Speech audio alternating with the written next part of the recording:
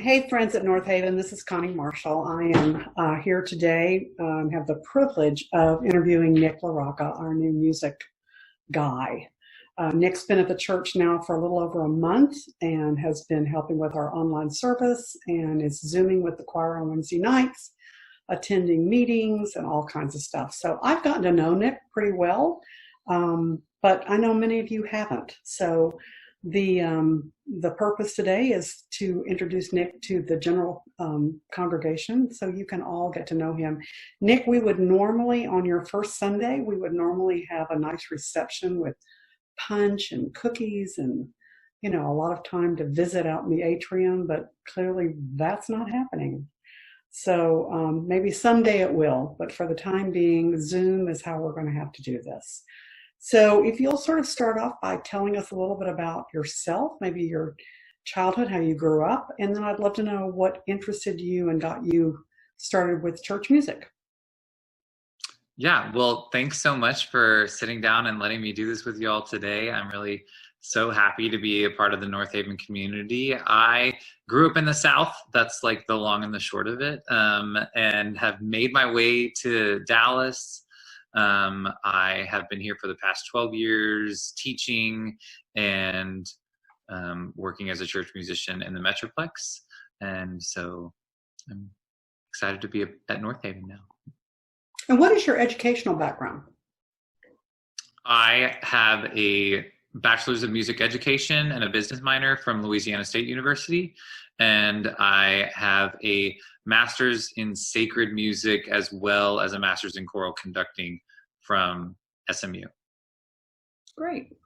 Yeah. And was there a magical moment in your life when you knew that it was church music is what your calling was? You said magical moment, and I wanted to start singing this magic moment. Sorry, it's not the same thing. Yeah, so when I got to LSU, I had started to lead worship at the Wesley Foundation. And then I got a job at a local congregation outside of New Orleans, which was just really fantastic. And I had some really great mentors and just musicians that I was working with. And so that is really where I caught the bug and kind of thought, well, I think I could do this for a long time, and I really love it. And I was fortunate enough after my undergraduate to be able to go to Perkins, which kind of just solidified my desire to be a church musician. So Great. So you grew up Catholic. Tell us about the transformation from being Catholic to, I guess, being Methodist. Was that the next step? Yeah. Recovering Catholic. My parents are super Catholics in New Orleans. And so I grew up in a very Catholic household, and I was fortunate that one of my friends in high school brought me to a Methodist church where there was a youth group, which is not really a thing in the Catholic Church. It's kind of happening here and there, but I grabbed a hold of that youth group and got incredibly involved in high school. And that's really it. There were so many things about practicing my faith as a Methodist that made more sense to me than practicing my faith as a Catholic. So I just feel fortunate that that was a part of my story and helped to make me a Methodist. So the next question is really kind of along the same vein, and that's really your spiritual journey. Talk about that. Talk about your spiritual life and your spiritual journey that's, from point A to where you are now. Yeah. So, I'm definitely in the understanding that I grew up in a Christian household. So that's a part of my foundation. My parents are incredible human beings, and I feel so fortunate to have been brought up with two wonderful, loving parents who are still married, and that's craziness. But so that foundation of Catholicism was laid early on, and as I said, I transitioned in high school to participating in a Methodist youth group the leader of that youth group was an amazing man, and his family, and they're still wonderful people that I chat with every now and again. I went to LSU, where I feel incredibly fortunate that I found another community that was just as remarkable and had so many great people. And the leader there, I had a very strong connection with.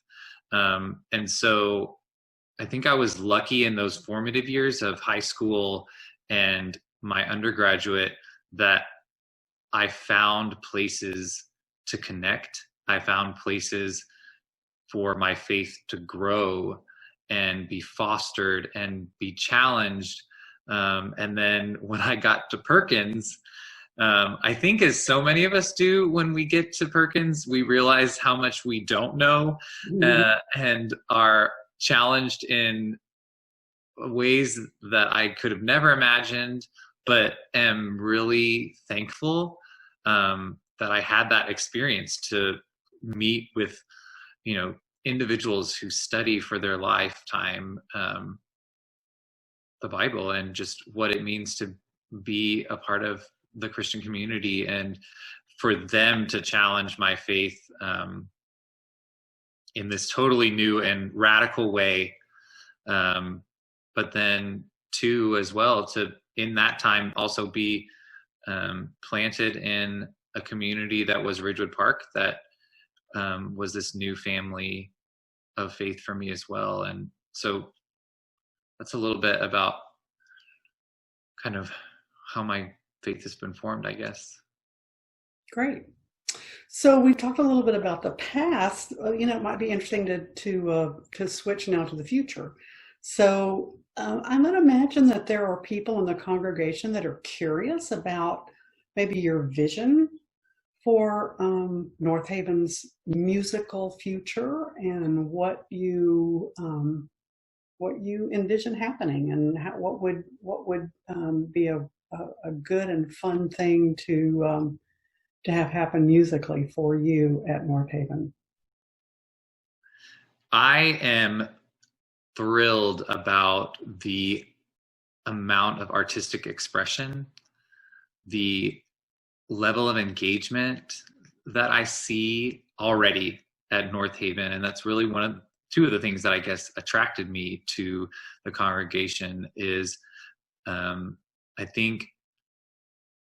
know that in my education at Perkins, especially, we had conversations so often about the breadth of the creative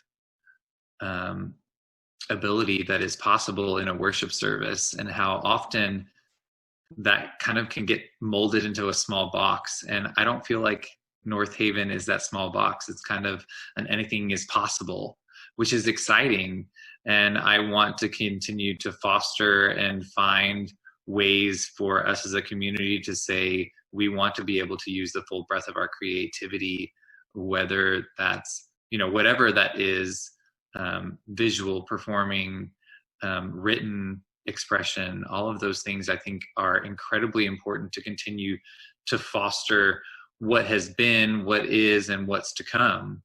And so I'm just excited about those possibilities. I will say that I know and continue to learn myself to be one that's excited by collaboration.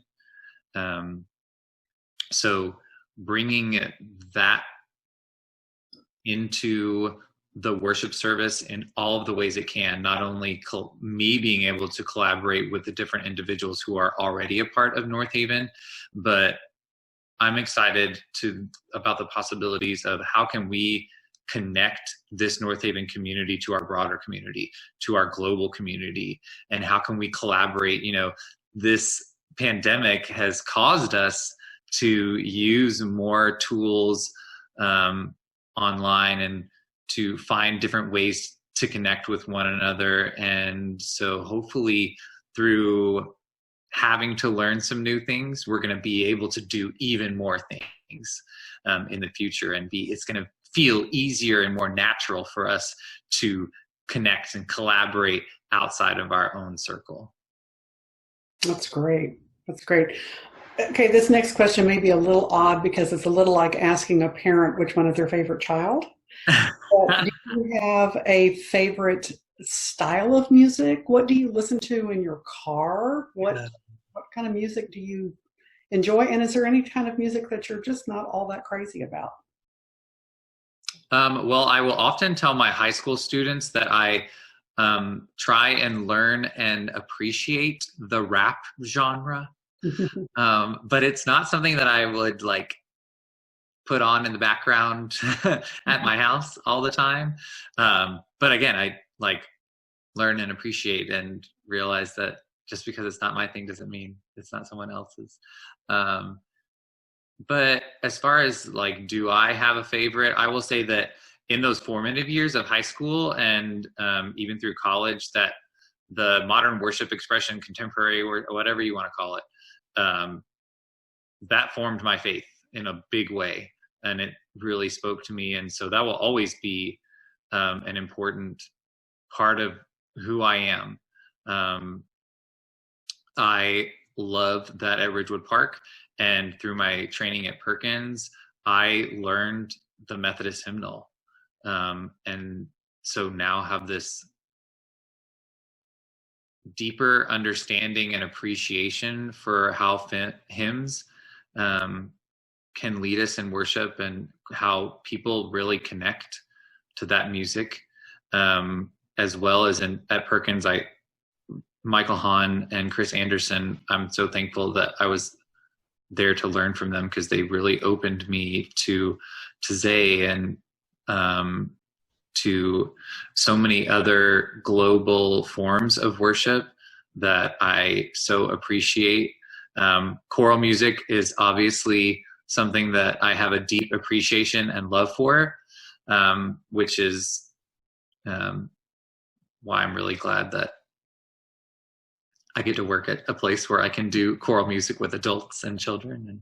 And so I don't know. I guess I didn't label a favorite, because it's so hard. I will say that I really am. I'm like a mixed bag. I don't know. I listen to everything, because I'm just in awe so often at the artistry that people, I'm in awe of Beyonce and what she can do at times, all the way down to what, some of our great choral composers, John Rutter. I love John Rutter, anyway, so. Cool.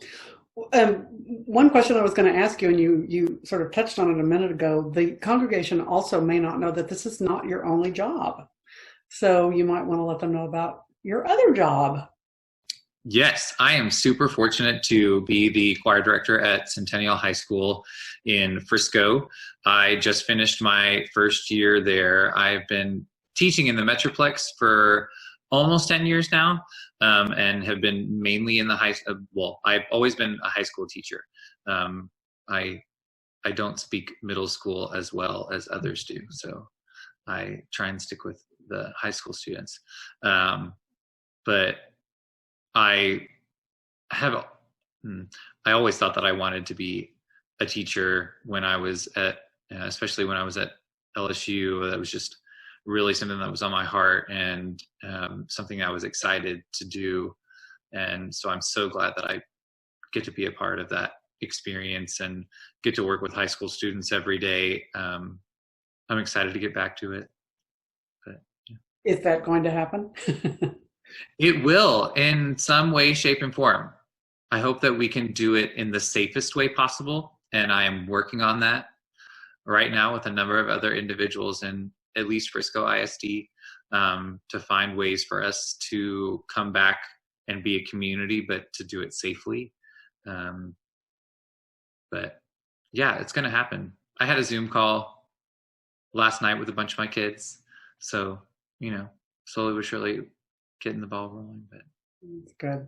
Well, I know, speaking as a choir member, we're feeling the same thing. We just want so desperately to get back and have things be normal. And I just keep saying over and over and over and over and over again, this too shall pass, and someday life will be normal again. But when we're in the big fat middle of it, it just feels like it's never ending. So someday it will be back to the way it was. We just don't know when that day is going to be. So that part's really frustrating. Well, we're just about at time. So do you have any closing comments or statements or anything you'd like to close us out with?